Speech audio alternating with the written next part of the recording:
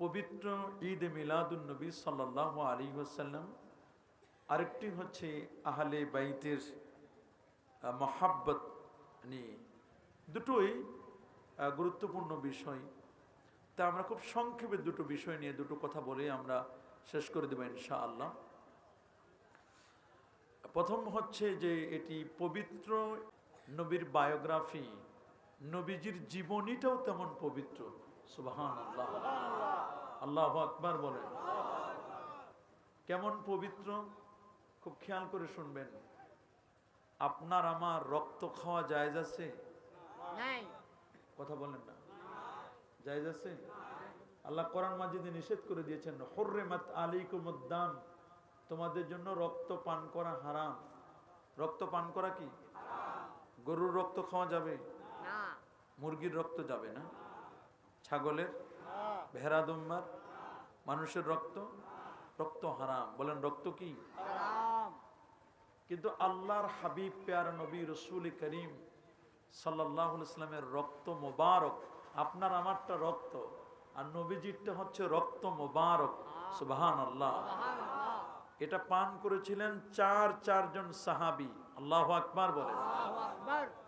আল্লামা কাজী ইয়াস আশ-শিফা বিতারিফি হুকুকিল মুস্তাফার মধ্যে এনেছেন, রাসূল নিজেই বলেছেন, মান মাসসা দামি মান শারিবা দামি লা তামুসসুন নারু আবাদা, যে আমি রাসূলের রক্ত পান করবে তাকে জাহান্নামের আগুন কখনো স্পর্শই করবে না। আল্লাহু আকবার বলেন। সহিহ হাদিসের মধ্যে লেখা, চারজন সাহাবী নবীজির রক্ত মোবারক পান করেছিলেন। বুখারীর বর্ণনা এসছে, আল্লাহ নবী খাইবারের সময়, 7ম হিজরি খাইবার যুদ্ধের সময় রাসূল আকরাম সাল্লাল্লাহু আলাইহি ওয়াসাল্লামা তাকে এক ইহুদি মহিলা সালাম ইবনে মিশতামের স্ত্রী, নবী সত্য নবী নাকি ভণ্ড নবী এটা প্রমাণ করার জন্য নবীকে দাওয়াত করেছিল। নবীর সাথে আরো 7 জন সাহাবীকে দাওয়াত করেছিলেন। কয়জন? 7 জন। সে 40 দিন যাবত একটা মশলা বানাইছে।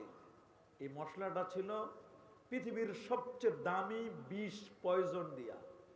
কি দিয়া? বিষ পয়জন দিয়ে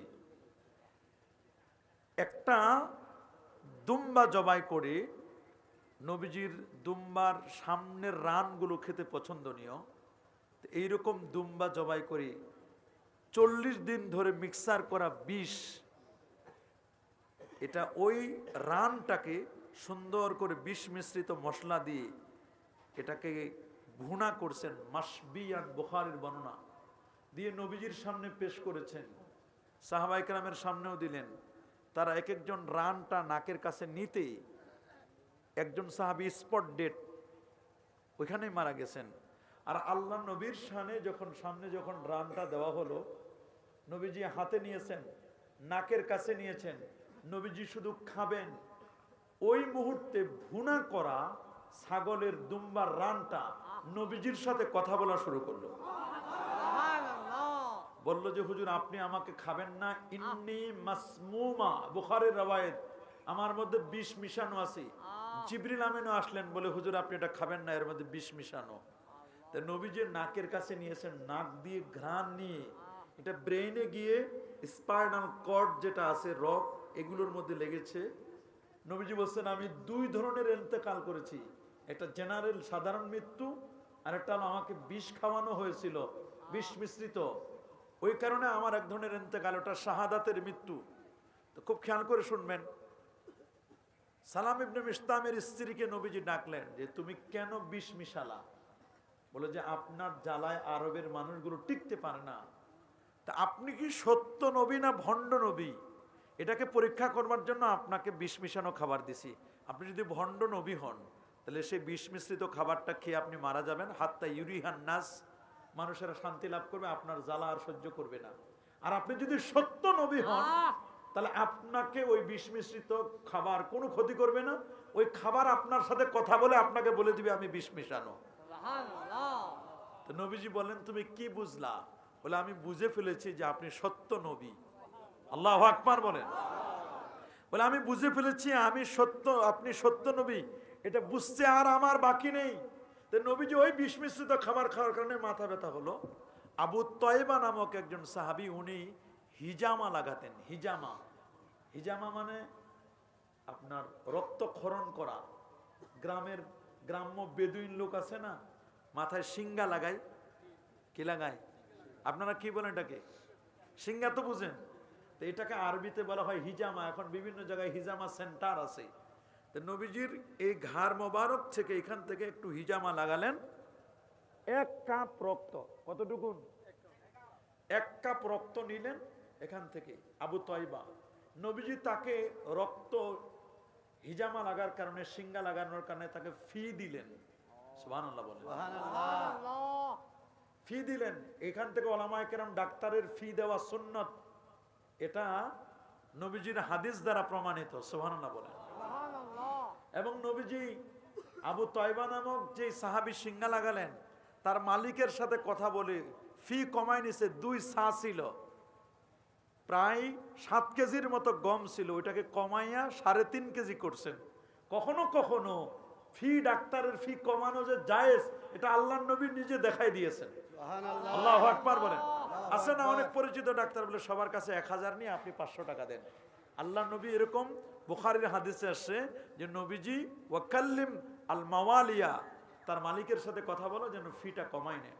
1 কাপ রক্ত নিলেন, নেওয়ার পরে বললেন যে এই রক্তটা তুমি দাফন করবে হাত্তা লা ইয়ারান নাস ওয়াত তুয়ুর ওয়াত দাওয়াব, কোনো প্রাণী যেন না দেখে, কোনো পাখি যেন না দেখে, কোনো চতুষ্পদ জন্তু যেন না দেখে, এমন জায়গায় তুমি রক্তটাকে দাফন করবে। সাহাবী বলেন আমি কয়েক ঘন্টা ট্রাই করলাম, চেষ্টা করে দেখলাম নবীজির রক্ত মোবারকটা জমিনে দাফন করব, কেউ যেন না দেখে। চেষ্টা করে আমি ব্যর্থ হলাম। আমি বাসায় চলে আসলাম। বাসায় এসেই দরজা বন্ধ করে দিলাম, জানালা বন্ধ, কতগুলো ছিদ্র ছিল ছিদ্রগুলো বন্ধ করে দিলাম। বন্ধ করে একটু হাতের মধ্যে নিয়ে টেস্ট করে জিহ্বায় দিলাম, দেখলাম মিষ্টি মিষ্টি ভাব, অসাধারণ টেস্টি এন্ড মিষ্টি। আমি পুরো 1 কাপ রক্ত খেয়ে ঢকঢক করে খেয়ে নিলাম। এরপরে কুলি করে ওটাও খেয়ে নিলাম, কাপটা ধুয়ে খেয়ে নিলাম। বের হলাম সামনের দিকে, নবীজি মুস্কি হাসি দিলেন। ফাতাবাসসামা রাসূলুল্লাহ সাল্লাল্লাহু আলাইহি ওয়াসাল্লাম, আল্লাহ নবী মুস্কি হাসি দিলেন। নবী যখন কথা বলতো, তার বাণী মোবারক বের হতো, কথা বলতেন, তখন দাঁতের ফাঁক দিয়ে নূরগুলো চমকাইতো। সুবহানাল্লাহ। তো নবীজি বলেন কোথায় দাফন করেছো?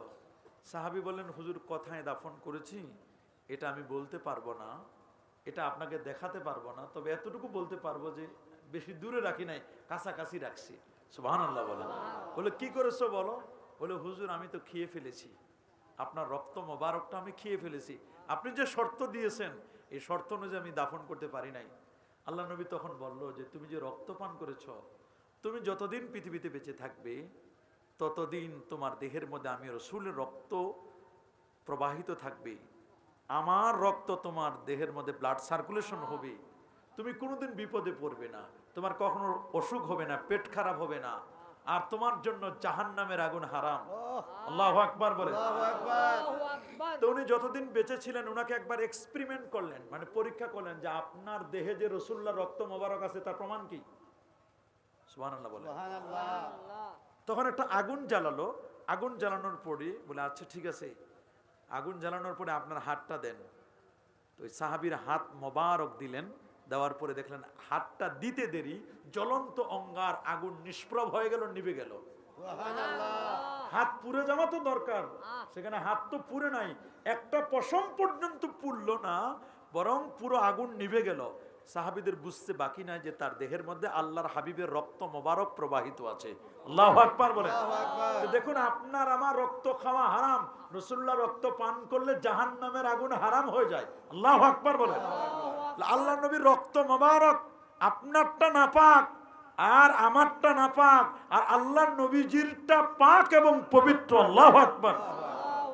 এই গেল এক। কেন পবিত্র ঈদে মিলাদুন নবী আমরা বলি? দ্বিতীয় কারণ, আপনার আমার থুথু পাক না নাপাক? নাপাক। থুথু খাওয়া যাবে? জোরে বলেন না। সর্দি খাওয়া যাবে? বুখারীর বর্ণনা 2624 নম্বর হাদিস, 2624 নম্বর হাদিস, হযরতে উরওয়া ইবনে মাসউদ রাদিয়াল্লাহু তাআলা আনহু বলেন, আমাকে কাফেরদের পক্ষ থেকে হুদায়বিয়ার সন্ধির সময় নবীজির কাছে পাঠানো হলো, মুহাম্মদের কাছে। আমি রোম, পারস্য, কাইসার, কেসরা বহু রাজ দরবারে গেছি, শুধু দেখার জন্য গেলাম যে নবীকে সাহাবীরা কেমন মানে, কেমন অনুসরণ করে। সুবহানাল্লাহ বলেন। তিনি বলছেন, মা তানাক্কামা নুখামাতান, এমন কোন নাকের শ্লেষ্মা, নাকের সর্দি শ্লেষ্মা, মুখের থুতু মোবারক ফেলেন না, ইল্লা যখন নবীজি ফেলেন সাহাবায়ে কেরাম ফকিরের মতো হাত পেতে দেন। আল্লাহু আকবার বলেন। ফকিরের মতো হাত পেতে দেন। এরপরে হাতের মধ্যে নিয়ে সুম্মা দালাকু, হাতের মধ্যে ডলা দেন। আমরা যেমন লোশন নিয়ে, ক্রিম নিয়ে হাতের মধ্যে ডলা দিই, সুম্মা দালাকু আলা উজুহিম, এরপর তারা চেহারার মধ্যে লোশন হিসেবে মাখে।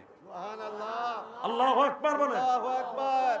এই কাজটা যদি আমরা কেউ করতাম, তাহলে আমাদের দেশের যারা ওয়াহাবি, যারা সালাফি, তারা আমাদেরকে যেমন একটু নবীর মহব্বতে দাঁড়িয়ে সালাম দিলে বেদাতি বলে, মাজার পূজারি বলে, অথচ আমরা সুন্নিরা কেউ মাজার পূজা করি না। কেবল আমরা কেউ মাজার পূজা করি নাকি? বরং যারা আমাদেরকে ট্যাগ লাগায় মাজার পূজারি বলে, তারা আমাদেরকে আল্লাহ তাআলা অরিজিনাল পূজা কেমনে করে দেখাই দিছে। অরিজিনাল পূজাটা আল্লাহ দেখাই দিছে কেমনে করতে হয়। আমরা কেউ মাজার পূজা করি না। মাজার হবে জিয়ারত। বলেন মাজার হবে জিয়ারত। আরো জোরে, মাজার হবে জিয়ারত। মাজার পূজা নয়, মাজার হবে জিয়ারত। আল্লাহর ওলির সামনে যাব, জিয়ারতের দোয়া পড়ব, আসসালামু আলাইকুম ইয়া আহলাল কবর আনতুম লানা সালাফুন নাহনু লাকুম তাবাউন ইন্না ইনশাআল্লাহু বিকুম লাহিকুন। এবং মুস্তাকবিলাল মাইয়িতকে সামনে রেখে দাঁড়াবো, মুস্তাকবিলাল কিবলা, কিবলা থাকবে পিছনে, কারণ কাবা কিবলার চেয়েও একজন মুমিনের দাম বেশি। সুবহানাল্লাহ। যার কবর জিয়ারত করছেন তিনি আপনাকে চিনতে পারেন, কারণ ওইখানে ওনার ম্যাগনেটিক পাওয়ার আছে। যে পাওয়ার আছে, আপনি যদি লোহা হয়ে যান তাহলে আপনাকে মাজারে গেলে আকর্ষণ করবে। ঠিক। আপনি মুহসিন আউলিয়ার মাজারে যান, আব্দুস সামাদ রহমাতুল্লাহর মাজারে যাবেন, আপনি সত্যি যদি আপনি লোহা হন, ওইখানে তো চুম্বক আছে, তাহলে চুম্বকের সাথে লোহার আকর্ষণ আছে না নাই? কিন্তু আপনি যদি প্লাস্টিক মার্কা মুরিদ হয়ে যান, তাহলে আপনি ওখানে ঘষা দিলেও কোনো কাজ হবে না।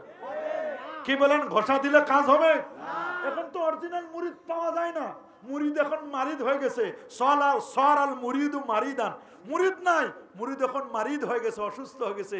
অরিজিনাল শয়তানি মারেদ হয়ে গেছে, এখন অরিজিনাল মুরিদ পাওয়া যায় না।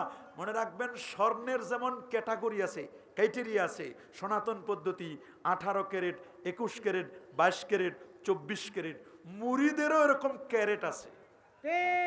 বলেন মুরিদেরও কি আছে? পীরদেরও ক্যারেট আছে, আলেমদেরও ক্যারেট আছে। এখন স্বর্ণের দাম বেড়ে যাওয়ার কারণে মানুষ এখন স্বর্ণের দিকে ঝুঁকতেছে না। গরিব মানুষ যারা বিয়ে শাদী করে, তারা সিটি গোল্ড কিনে, দেখা যায় স্বর্ণের চেয়েও চকচক করে। বলেন স্বর্ণের চেয়েও কি করে? তবে মনে রাখবেন, all that glitters are not gold. চকচক করলে সোনা হয় না, স্বর্ণের চেয়েও চকচক করে সিটি গোল্ড। এখন অধিকাংশ মুরিদ হলো সিটি গোল্ড মার্কা মুরিদ। অধিকাংশ মৌলবী বের হয়েছে সিটি গোল্ড মার্কা। কিন্তু আপনাকে বুঝতে হবে, স্বর্ণই স্বর্ণ, সামান্য এতটুকু স্বর্ণ আর সিটি গোল্ড এত বড় যদি হয়, 3 মাস পরে ওটার অস্তিত্ব থাকবে না। ওগুলো খেরের আগুনের মতো ধপধপ করে জ্বলে নিভে যাবে। কিন্তু স্বর্ণের কালার, এটা কখনো ডিসকালার হবে না। আল্লাহু আকবার। অরিজিনাল ওলি আল্লাহ যারা, তাদের ঈমান আছে, তাকওয়া আছে, আহলে বাইতের মহব্বত আছে, নবীর প্রেম আছে, এরা কখনো রং বদলায় না। একে রাহ, একে দিল, একে জবান, ये खैरों की सादत, ये আমাল ও আমা। আল্লাহু আকবার। এটা আপনাকে মনে রাখতে হবে যে মুরিদ এরা যেন মারিদ না হয়, মারেদ না হয়, এরা যেন সিটি গোল্ড মার্কা না হয়, এরা যেন অরিজিনাল লোহার মতো হলে আল্লাহর ওলিদের ম্যাগনেটিক পাওয়ারের কাছে গেলে তারা ফায়েজ এবং তাওয়াজ্জু পাবে। সুবহানাল্লাহ বলেন, আল্লাহু আকবার বলেন। তাহলে দেখেন, থুতু এগুলো নিত। আমরা যদি এগুলো করতাম, আমার মনে হয় সাহাবায়ে কেরামদেরকে এই ওয়াহাবির বাচ্চারা দেখলে সাহাবীদেরকে মনে হয় গালি দিয়ে তাদেরকে বেদাতি বলতো। সাহাবীরা কি বেদাতি? বলেন সাহাবীরা বেদাতি? নবীজির থুতু মোবারক নিত। আল্লাহু আকবার বলেন। নবীজির থুতু মোবারক নিত, নাকের শ্লেষ্মা নিয়েছে তারা হাতের মধ্যে। আর আমরা না নবীরে শুধু একটু দাঁড়িয়ে সালাম জানাই, ইয়া নবী সালামু আলাইকা বলি, ঈদে মিলাদুন নবী পালন করি, এটা অনেকের সহ্য হয় না। এজন্য পবিত্র কি শব্দ? পবিত্র। দুটা কথা বললাম, তৃতীয় আরেকটা কথা বলবো, গভীর মনোযোগ দিই। পবিত্র কেন? কেন পবিত্র? আপনি আমি বাথরুম করলে গন্ধে থাকা যায় না। প্রস্রাব ইউরিন থেকে মল থেকে আমাদের গন্ধ বের হয়।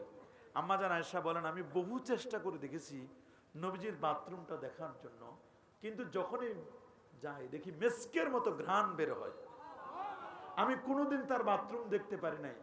জাবের ইবনে সামুরা রাদিয়াল্লাহু তাআলা বলেন নবীজিকে নিয়ে একবার আমি সফর করলাম সাহারা মরু অঞ্চলে।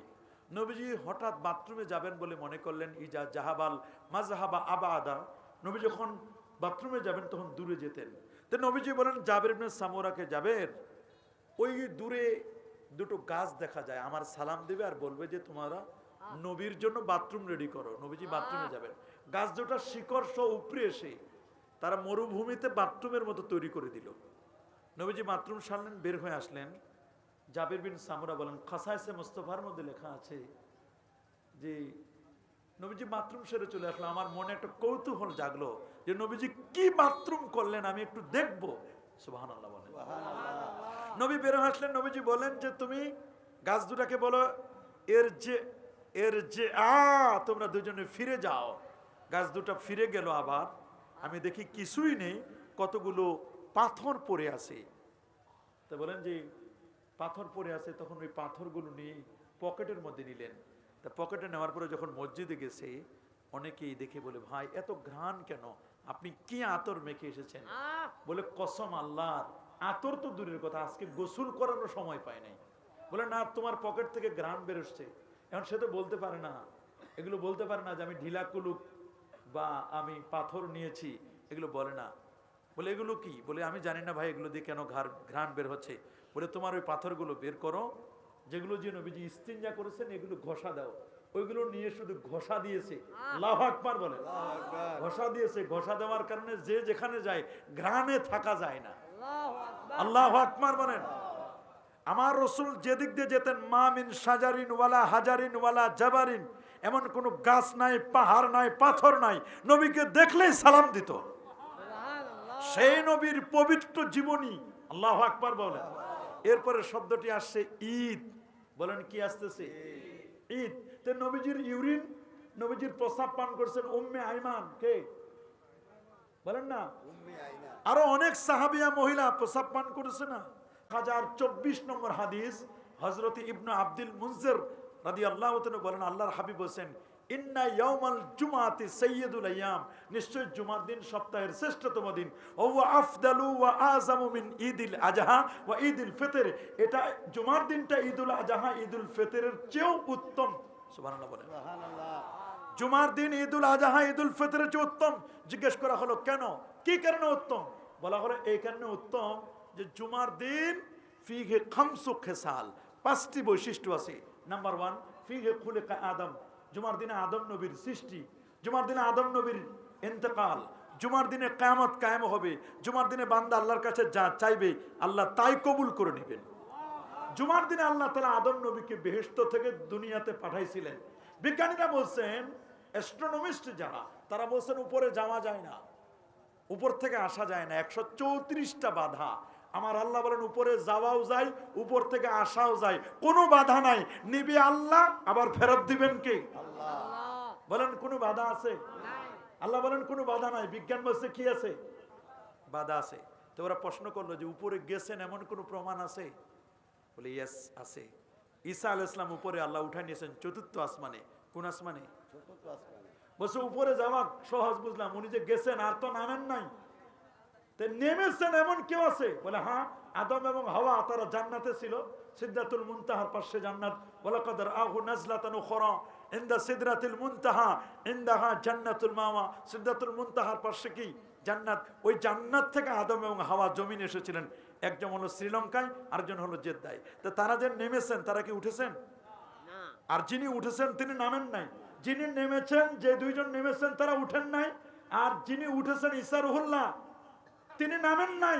আমার আল্লাহ তার দোস্তকে মেরাজ রজনীতে নিলেন, উপরে উঠালেন, 7 আকাশ ভ্রমণ করায়া আর সে আজিমে নিয়ে আল্লাহর দিদার পেয়ে আবার রাতের মধ্যে ফেরত দিলেন। এটাই আমার নবীর শ্রেষ্ঠত্ব। আল্লাহু আকবার বলেন। একজন উঠেছেন নামেন নাই, আরেকজন নেমেছেন উঠেন নাই। আর নবীজি উঠেছেন এবং নেমেছেন, দেখাই দিলেন উপরে উঠাও যায়, উপর থেকে আসাও যায়। আল্লাহু আকবার বলেন। ঈদ ফিহে খুলিকা আদম, আদম নবীর সৃষ্টি।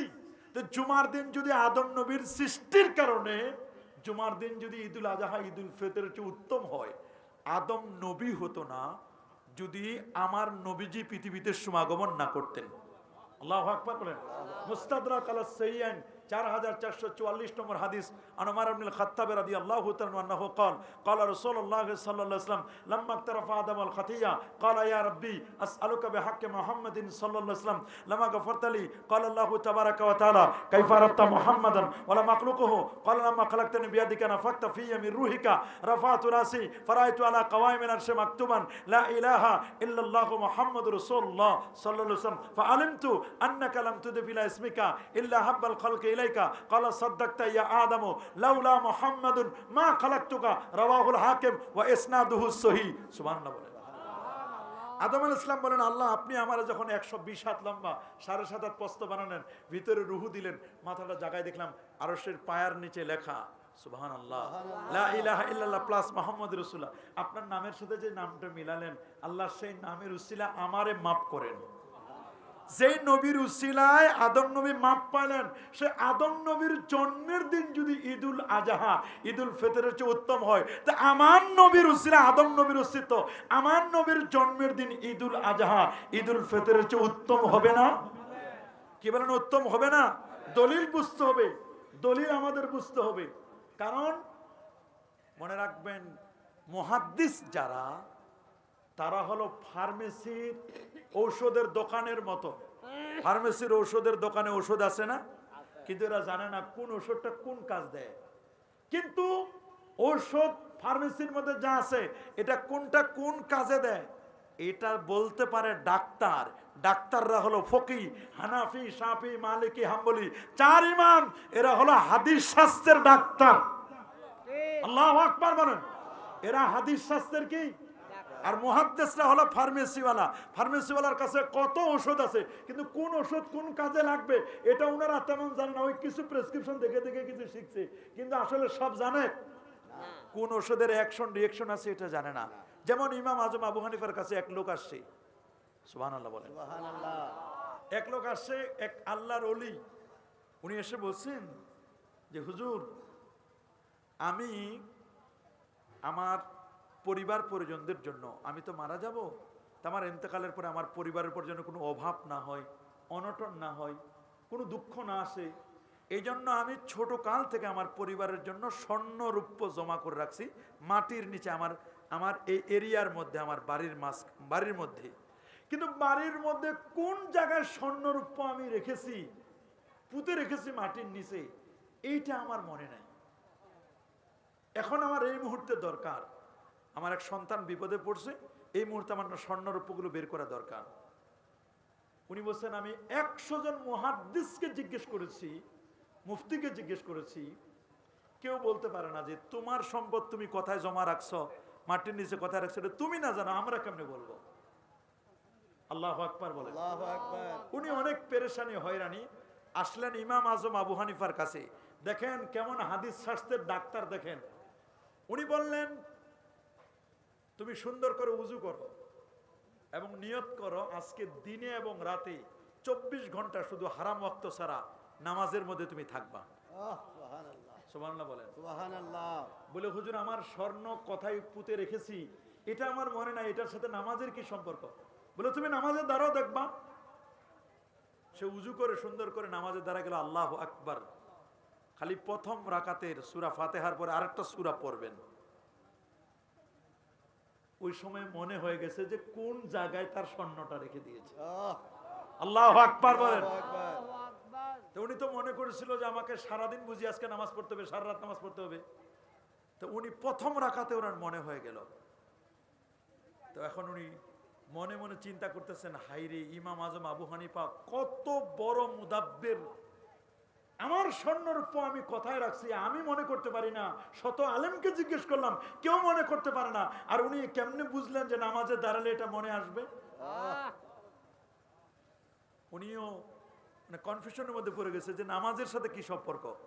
যখন মনে আসলো উনি সংক্ষেপে নামাজটা শেষ করলেন। নামাজ শেষ করে উনি চিন্তা করলেন যে নামাজের মধ্যে যেটা আমাকে বলছে যে অমুক জায়গা আছে, দেখি তো সত্য না মিথ্যা। উনি একটা কোদাল নিয়ে মাটিটা খনন করতে দেরি সাথে সাথে স্বর্ণরৌপ্য পেয়ে গেলেন। আল্লাহু আকবার। পেয়ে ওটা উঠাইয়া রেখে ইমাম আজমের দরবারে গেছেন, হুজুর কি স্বর্ণরৌপ্য পেলাম ঠিকই, কিন্তু আমি একটু জানতে চাই আপনি এটা কেমনে বের করলেন যে আমি এই প্রথম রাকাতে আমি পেয়ে যাবো, এটা কিভাবে আপনি শিখলেন, কোন মাসালা আপনি কিসের মাধ্যমে এটা জানলেন আপনি? উনি বললেন আমি আল্লাহর নবীর হাদিস দিয়ে আমি গবেষণা করেছি। সুবহানাল্লাহ বলেন। দেখেন হাদিস কথায়, উনার গবেষণা কথায় আপনি চিন্তাই করতে পারবেন না। বলে কি হাদিস দিয়ে আপনি গবেষণা করলেন? আল্লাহ নবী একটা হাদিসে বলছেন যে বান্দা যখন নামাজে দাঁড়ায় তখন শয়তান তার নামাজটাকে নষ্ট করে দেওয়ার জন্য কান পরা দেয়, কানের কাছে এসে বলে উজকুর কাজা উজকুর কাজা উজকুর কাজা, তুমি নামাজের মধ্যে ওইটা মনে করো, ওইটা মনে করো, ওইটা মনে করো, ওইটা মনে করো, তোমার দোকানের কথা, বাড়ির কথা, এই কথা। তো যত অজানা কথা মনে করে কোথায়? আরেকটা জায়গায় মনে পড়ে। কোন জায়গায় বলেন দেখি? বাথরুমে। একটা অরিজিনাল কথা বলছে, বাথরুমে মনে পড়ে। কয় জায়গায়? কারণ বাথরুমে কেন মনে পড়ে জানেন? বাথরুমে দুষ্ট জিনেরা থাকে, শয়তান থাকে। এই জন্য হাদিসের মধ্যে নবীজি দোয়া শিখাই দিয়েছেন, আল্লাহুম্মা ইন্নী আউযু বিকা মিনাল খুবুসি ওয়াল খাবায়েস। এই দোয়া করবে। তো শয়তান আমি মনে করতে পারতেছি না, শয়তান জিনদেরকে বলল, এই জিনেরা দ্রুত গতিতে এই লোকটা নামাজটা নষ্ট করা দরকার। নামাজটা নষ্ট করলে এই মুহূর্তে তার মনে হচ্ছে না যে সে স্বর্ণরৌপ্যগুলো কোথায় মাটির নিচে পুঁতে রেখেছে তার বাড়ির মধ্যে, তার মনে হচ্ছে না, তাড়াতাড়ি তারে মনে করাই দাও। জিনদেরকে বলেন সে কোথায় রাখছে, মাটির নিচে সার্চিং দিয়ে বের করে যে অমুক জায়গা, নির্দিষ্ট জায়গা বের করো। নির্দিষ্ট জায়গায় বের করে জিনরা গিয়ে শয়তানের কাছে কান পরা দিল যে হুজুর অমুক জায়গা আছে। শয়তান তখন অরিজিনাল শয়তানরা এসে ওই লোকের কানে পরা দিয়ে বললো যে ভাই তোমার স্বর্ণটা ওই অমুক জায়গায় আছে। শয়তান মনে করাই দিল। নামাজে দাঁড়াইলে শয়তান যে মনে করাই দেয়, অজানা জিনিসটা জানা হয়ে যায়। এটা ইমাম আজম আবু হানিফা বলছেন, তোমার কথাই তুমি পুঁতে রেখে দিয়েছো, এটা তোমার জানা নাই। আমি এই হাদিস থেকে গবেষণা করে বের করছি, এটার তাদবীর হলো, এটার তাবির হলো এই হাদিসের ব্যাখ্যা হবে এইটা। আল্লাহু আকবার। দেখেন হাদিস কোন দিকে, উলামায়ে কেরাম কিভাবে হাদিস থেকে মাসআলা বের করেছেন আপনি চিন্তাই করতে পারবেন না।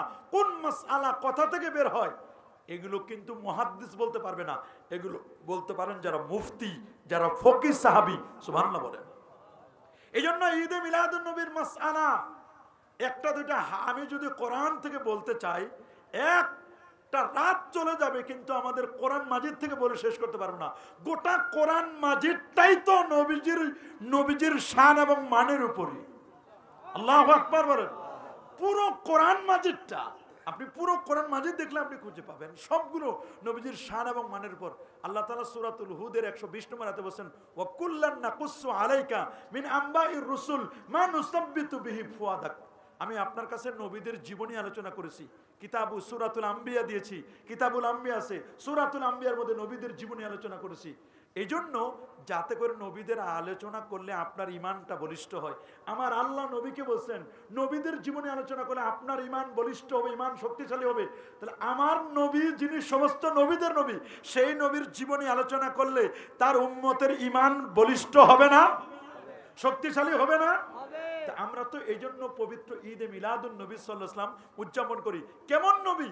মুসনাদ আহমদের 17190 নম্বর হাদিসের মধ্যে লেখা, ইরবাদ ইবনে সারিয়া বলেন, আমি আল্লাহর নবীকে বলতে শুনেছি, আল্লাহর হাবিব বলেন, ইন্নী আবদুল্লাহ, আমি আল্লাহর বান্দা, ওয়া খাতামুন নাবিয়্যিন, আমি সর্বশেষ নবী, ওয়া ইন্না আদামা লামুনজাদিরুন ফি তিনাতিহি, আমি নবী তখন নবী আদম যখন মাটি আর পানির মধ্যে গোরাগরি খাচ্ছিল।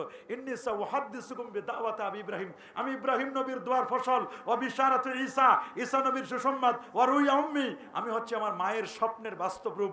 আমার মা যখন জন্ম দিল, জন্মের সময় যে নূর বার হয়েছে, আদাত মিনহু কুসুর আসাম, আমার জন্মের নূরে 2500 দূরের বিল্ডিং গুলো পর্যন্ত দেখা গেছে। আমার নবীর জন্মের দূরে 2500 দূরের বিল্ডিং দেখা যায়। সেই নবীর জন্ম বৃত্তান্ত একটু আলোচনা করলে তোমরা এটাকে বেদাত বলো, এটাকে হারাম বলো, এটাকে শিরক বলো।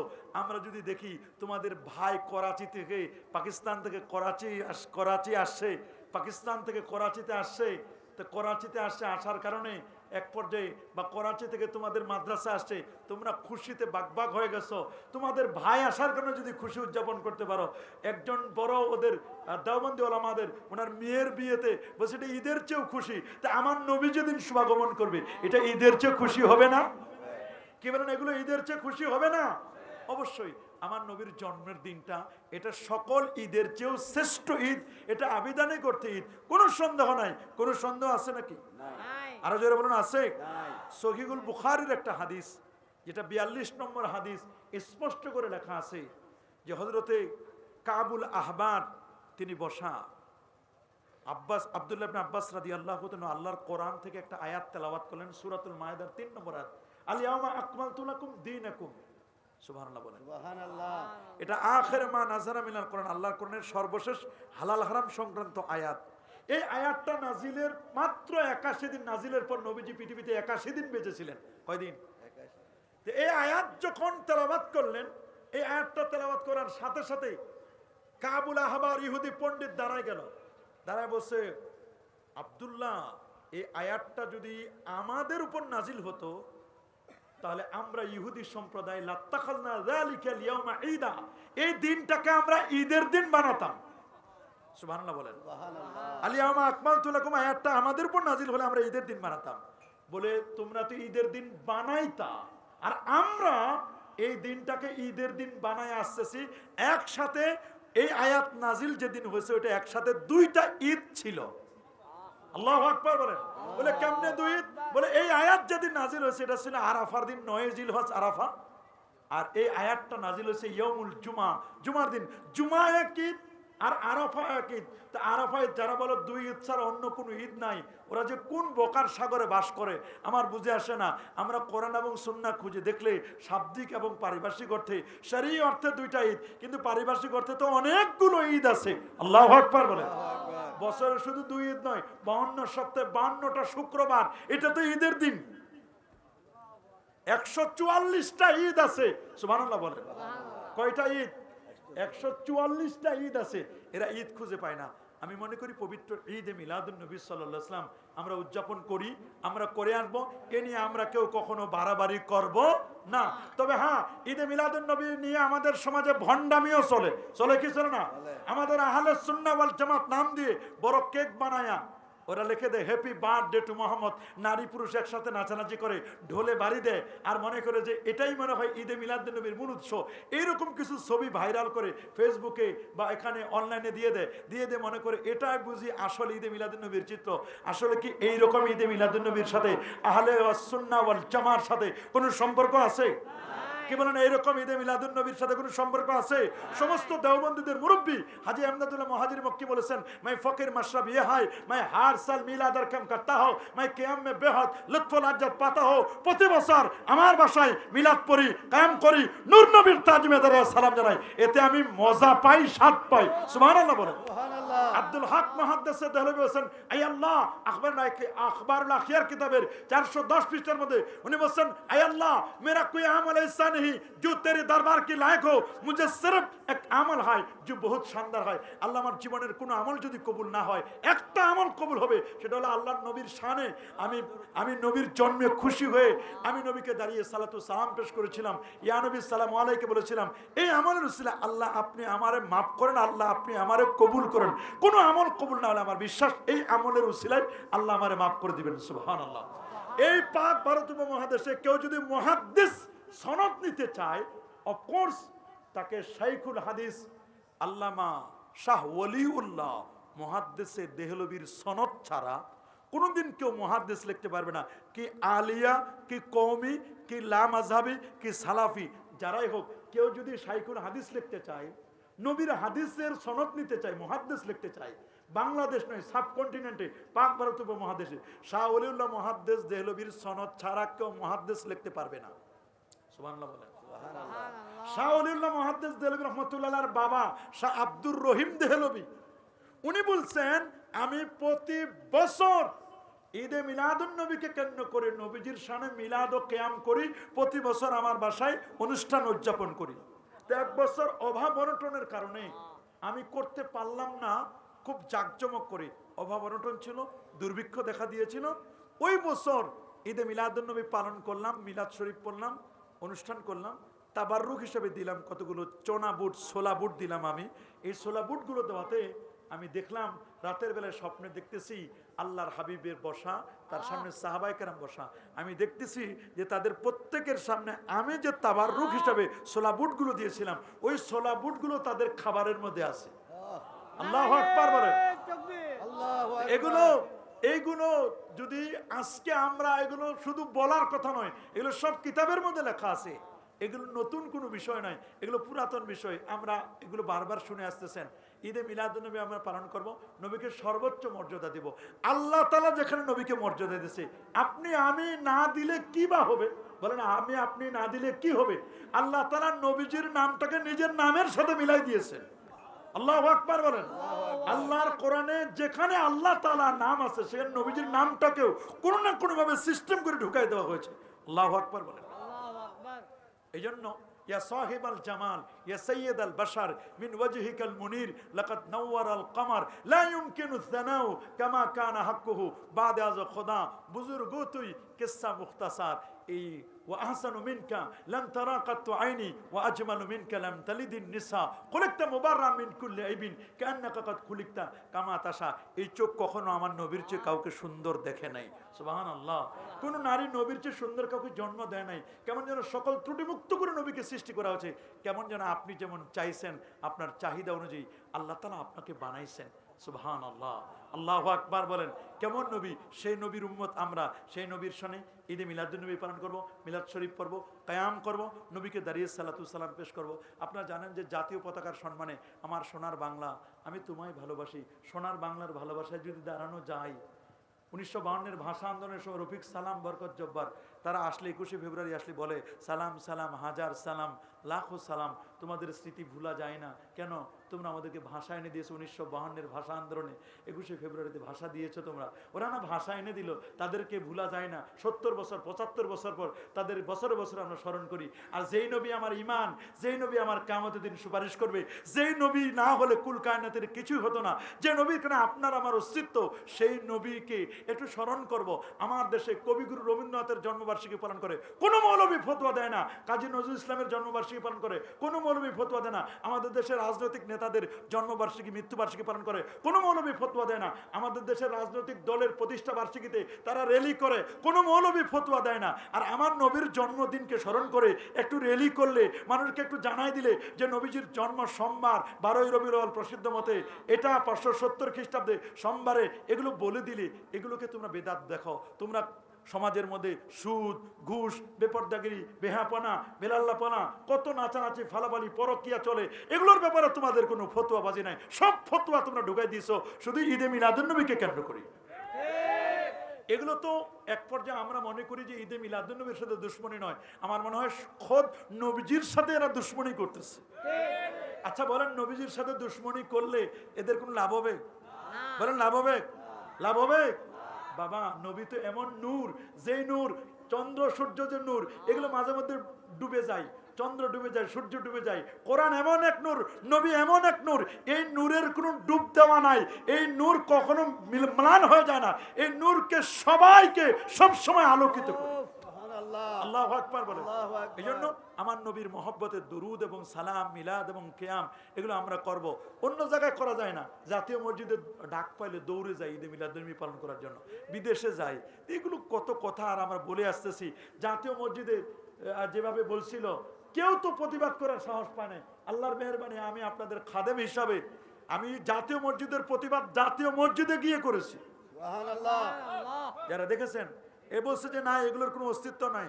আমি বলেছি, বাপের বেটা হলে আগামী জুমায় দলিল সহ বলবেন। এটা বলেছি আল্লাহর মেহেরবানি, সবার পক্ষ থেকে একটা কমপক্ষে বাড়ি দেওয়া তো হয়েছে।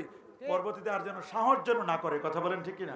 এই জন্য ঈদে মিলাদুন নবীর ব্যাপারে আমাদের কাউকে কোনো ছাড় না, আমরা এটা কখনো বাড়াবাড়ি করি না, ফরজ বলি না, ওয়াজিব বলি না। নবীর জন্মবৃত্তান্ত আলোচনা করা সুন্নাহ, আর নবীকে দাঁড়িয়ে সালাতু সালাম পেশ করা এটা মুস্তাহসান, এটা জায়েজ। আল্লাহু আকবার বলেন। আল্লাহু আকবার।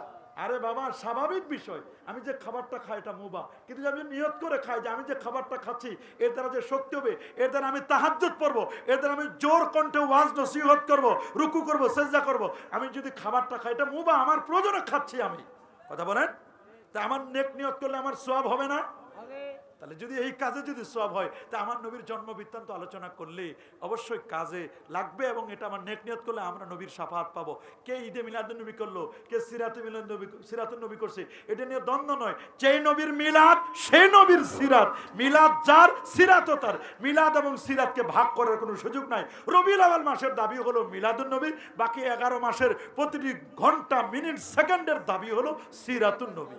আল্লাহু আকবার বলেন। এই মিলাদুন নবীর সম্পর্কে আমার বক্তব্য এখানে শেষ। আর আহলে বাইত নিয়ে দুটো কথা বলবো। আহলে বাইত হলো আমাদের ঈমান। বলেন আহলে বাইত কি? আরো জোরে আহলে বাইত কি? রাসূলুল্লাহ বিদায় হজ্জের ভাষণে বলেছিলেন, আইয়ুহান নাস তারাকতু ফিকুম আমরাইন লান তাদিল্লু মা ইন তামাসসাকতুম বিহিমা কিতাবাল্লাহ ওয়া ইত্রাতি। হে মানব জাতি, আমি তোমাদের মাঝে দুটো জিনিস রেখে যাচ্ছি, এই দুটো জিনিসকে যতদিন পর্যন্ত তোমরা আঁকড়ে ধরবে ততদিন পর্যন্ত তোমরা গোমরা হবে না, পথভ্রষ্ট হবে না। একটা হচ্ছে আল্লাহর কোরআন, আর একটা হচ্ছে আমার বংশধর ইত্রাতি, ইয়ানি আহলে বাইত, আমার আহলে বাইত। অন্য আসে সুন্নতি, আমার সুন্নত। সুবহানাল্লাহ বলেন। সুবহানাল্লাহ। ওয়াতাসিমু বিহাবলিল্লাহি জামিআন ওয়া লা তাফাররাকু। আল্লাহর রজ্জুকে আঁকড়ে ধরো। কে বলেছে আল্লাহর রজ্জু দ্বারা যেমন কোরআন, ঠিক তেমনি আহলে বাইতকেও আঁকড়ে ধরার কথা বলা হয়েছে। সুবহানাল্লাহ বলেন। আল্লাহর নবীকে আল্লাহ তাআলা বলে দিচ্ছেন, দোস্ত আপনি বলে দিন, কুল লা আসআলুকুম আলাইহি আজরান ইল্লাল মাওয়াদ্দাতা ফিল কুরবা। আপনি যে এত কষ্ট করলেন, এই কষ্টের বিনিময়ে আমি কিছুই চাই না, আমি শুধু এতটুকুন চাই যে আমি যে এত কষ্ট করেছি, আমার কারাবাত, আমার আহলে বাইতকে যেন একটু মহব্বত করা হয়, তাদের সাথে যেন একটু ভালো সম্পর্ক রাখা হয়। সুবহানাল্লাহ বলেন। ইন্নামা ইউরিদুল্লাহ লিইউযহিবা আনকুমুর রিজসা আহলাল বাইতি ওয়া ইউতাহিরাকুম তাতহীরা। সুবহানাল্লাহ, সুবহানাল্লাহ। রাসূল বলে দিয়েছেন, ইন্না আহলা বাইতি কাসাফিনাতে নূহ। আহলে বাইতকে মহব্বত করা, ভালোবাসা, এটা নূহ নবীর কিস্তির মতো। নূহ নবীর কিস্তিতে যারা আরোহণ করেছিল, মুক্তি পেয়েছিল, যারা বিমুখ হয়েছিল, তারা কেটে পড়েছিল, তারা পথভ্রষ্ট হয়েছিল, গোমরা হয়েছিল। আমি চাই আহলে বাইতকে আমরা মহব্বত করব, আহলে বাইতকে ভালোবাসবো। আহলে বাইত কারা? মন চাইলে কেউ দাবি করলে তো আহলে বাইত হবে না। আল্লাহ নবী স্পষ্ট করে, আজকেও আমরা চ্যানেল আইতে লাইভ প্রোগ্রামে আজকেও আমরা আলোচনা করছি হযরত ফাতেমাতুজ জাহরা রাদিয়াল্লাহু তাআলা আনহার জীবনের উপরে, যেহেতু ওনার সামনে 20 তারিখে ওনার জন্মদিন, এই জন্য ওনার জীবনের উপরে আমরা আলোচনা করেছি।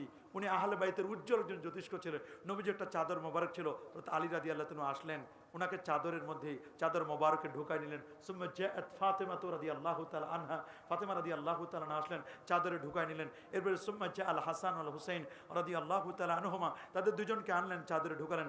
আল্লাহুম্মা হাউলাই আহলু বাইতি, আল্লাহ এরা হচ্ছে আমার আহলে বাইত, এদেরকে যারা ভালোবাসবে আল্লাহ তুমি তাদেরকে ভালোবাসো। সুবহানাল্লাহ। এদেরকে যারা ঘৃণা করবে আল্লাহ তুমি তাদেরকে ঘৃণা করো। এই জন্য আমরা আহলে বাইতকে ভালোবাসবো কিনা? আহলে বাইত এটা নাজাত পাওয়ার একটা উসিলা, আহলে বাইত জান্নাতে যাওয়ার একটা ওয়াসিতা, এটি মাধ্যম হবে, উসিলা হবে। এই জন্য আহলে বাইতকে বাদ দিলে, আহলে বাইতকে মাইনাস করলে কিছুই থাকে না, ইমান থাকে না, ইমান থাকে না। যত মুহাদ্দিস, যত মুফাসসির, যত ফুকাহায়ে কেরাম কিতাব লিখেছেন, প্রত্যেকে লিখেছেন ওয়াসসালাতু ওয়াসসালামু আলা মুহাম্মাদিন সাল্লাল্লাহু আলাইহি ওয়াসাল্লাম ওয়া আলা আলিহি ওয়া আসহাবিহি ওয়া আহলে বাইতিহি আজমাইন। আহলে বাইতকে সবাই স্মরণ করছেন। সমস্ত যুগ শ্রেষ্ঠ বংশ পরম্পরায় সমস্ত আলেম ওলামা মুহাদ্দিস মুফাসসির তারা যদি আহলে বাইতকে স্মরণ করতে পারে, আপনি আমি কেন স্মরণ করব না? আপনি আমি যদি স্মরণ না করি, তাহলে মনে রাখতে হবে আমার ভিতরে মুনাফিকি আছে। বলেন কি আছে? মুনাফিকি আছে। যদি মুনাফিকি, আহলে সুন্নাহ ওয়াল জামাতের আকীদাই হচ্ছে তাযীমুশ শাইখাইন ওয়া তাকরিমুল খাতানাইন ওয়াল মাসওয়া আলাল খুফাইন। তাকরিমুল খাতানাইনকে অবশ্যই সম্মান করতে হবে, আহলে বাইতকে মর্যাদা দিতে হবে। আহলে বাইতকে যদি আপনি মর্যাদা দিতে না পারেন, মনে রাখবেন আপনি আহলে সুন্নাহ ওয়াল জামাত দাবি করতে পারবেন না। যারা আহলে বাইতকে মহব্বত করে না, আহলে বাইতকে ভালোবাসে না, তারা আহলে সুন্নাহ নয়। রাসূল বলে দিয়েছেন উসিকুম বিতাকওয়াল্লাহি ওয়াস-সামি ওয়াত-তাআ ওয়া ইন কানা আবাদান হাবাশিয়া ফাইন্নাহু মাইয়াশ فيكم ماضي فسيرى اختلافا كثيرا فعليكم بسنتي وسنة الخلفاء الراشدين المهديين تمسكوا بها وعدوا عليها بالنواجذ إياكم والمحدثات الأمور فإن كل محدثات بدعة وكل بدعة ضلالة وكل ضلالة في النار رواه أحمد والترمذي বলেন আমি চলে যাব আমার ইন্তেকালের পর অনেক অনেক ইখতিলাফ দেখবে অনেক মতবিরোধ দেখবে ওই মুহূর্তে তোমরা আমার সাহাবায়ে কেরাম আমার আহলে বাইত আমার খোলাফা চার খোলাফা রাশেদা এদের সুন্নাহকে তোমরা মজবুত করে আঁকড়ে ধরবে এই দাঁত দিয়ে নয় চোয়ালের দাঁত দিয়ে এই দাঁত দিয়ে ধরলে তোমাদেরকে ছুটাই নিয়ে যাবে চোয়ালের দাঁত দিয়ে আমরা আঁকড়ে ধরবো আমরা আহলে বাইতকে মহব্বত করব আহলে বাইতের সাথে কখনো বেয়াদবি করব না আহলে বাইতের সাথে বেয়াদবি করেছিল মিস্টার এজিদ লানাতুল্লাহ আলাই অভিশপ্ত এজিদ ঠিক কিনা বলেন বলেন এজিদ আহলে বাইতের সাথে বেয়াদবি করেছিল যে কারণে এজিদ অভিশপ্ত হয়েছে লানত হয়েছে তার নামটা পর্যন্ত কেউ নিতে চায় না ইজ্জতের সাথে সম্মানের সাথে এইজন্য আমরা এজিদি মুসলমান নয় আমরা হুসাইনি মুসলমান আল্লাহ আমাদের সবাইকে কবুল করুন আমি আর কথা বাড়াবো না যেহেতু অনেক কষ্ট হয়েছে এমনি আমাদের ঘুম নাই অনেক কষ্ট তারপর যে পরিবেশ লাগে কথা বলার জন্য যে পরিবেশ লাগে সেই পরিবেশটা তুলনামূলকভাবে এমনি মানুষজন আছে সব ঠিক আছে আর ওইরকম পরিবেশ আরও সুন্দর পরিবেশ হলে একটা ধীরস্থিরভাবে কথা বলা যায় আর এমনি রাত 12টার পরে মানুষের এরকম টেন্ডেন্সি থাকে না কথা শোনার মানুষের এখন উরু ভাব সবাই ঘুমাবে আগামীকাল জুমা আমাদেরকেও ঢাকা ছেড়ে যেতে হবে আমি আমরা দোয়া করি আজকে যারা এই সুন্দর আয়োজন করেছেন বিশেষ করে সৈয়দ মোহাম্মদ নাজিমুদ্দিন ফারুক সাহেব উনি নিবেদন করেছেন এবং শাহজাদা খাদেম সৈয়দ মোহাম্মদ নাজিমুদ্দিন ফকির সাহেব ওনার দাওয়াতে আপনারা এসেছেন যারা এই মাহফিল আঞ্জাম দিলেন আলহাজ মোহাম্মদ আলী হোসেন আরিফ সাহেব সহ মোহাম্মদ মুজিবুর রহমান মুজিব সাহেব যারা মোহাম্মদ জাহাঙ্গীর আলম মেম্বার সাহেব সহ আল্লাহ সবাইকে কবুল করুন আপনারা যারা কষ্ট করে এসেছেন আল্লাহ আপনাদের সবাইকে কবুল করুন আমাদের পরিচয় আমরা আকিদা আহলে সুন্নাহ ওয়াল জামা কথা বলেন আমাদের পরিচয় আমরা আকিদা আহলে সুন্নাহ ওয়াল জামা আমরা মাযহাবে হানাফি কোন মাযহাব বলেন না আমরা কোন মাযহাব আমরা মাযহাবে হানাফি আমরা তরিকায়ে কাদরিয়া চিশতিয়া মুজাদ্দিদিয়া নকশবন্দি এগুলো আমাদের পরিচয় মনে থাকবে তো কথাগুলো মনে থাকবে তো 5 ওয়াক্ত নামাজ পড়বেন জুমার নামাজ পড়বেন কাবলাল জুমা পড়বেন বাদাল জুমা পড়বেন আর হানাফি মাযহাবতে আপনারা এখানে হাত বাঁধবেন এ পর্যন্ত আপনারা হাত উঠাবেন ইমাম সাহেবের কেরাতটাই আমাদের কেরাত নতুন করে কেরাত পড়া লাগবে না জুমার দিনে এখন ব্যারাম ঢুকছে কাবলাল জুমা পড়ে না বাদাল জুমা পড়ে না সুন্নাত পড়ে না যাই সবার শেষে আসে সবার আগে দোয়া নাই মুনাজাত নাই মিলাদ নাই কিয়াম নাই মা বাবার জন্য চোখের পানি নাই আসার সময় জুতাগুলো পাল্টাই নিয়ে আসে আছে না একদল আছে না কাবলাল জুমা পড়ে না এরকম একদল আছে না আপনারা এরকম করবেন না আল্লাহর রাস্তায় সুদ খাবেন না ঘুষ দিবেন না সুদে 73টা গুনাহ সবচেয়ে ছোট্ট গুনাহ আপন মায়ের সাথে জেনা করা সবচেয়ে বড় গুনাহ আল্লাহ রাসূলের বিরুদ্ধে জিহাদ ঘোষণা করা এগুলো খাবেন না ঘুষ দিবেন না যে ঘুষ দেয় আর যে নেয় উভয় জাহান্নামে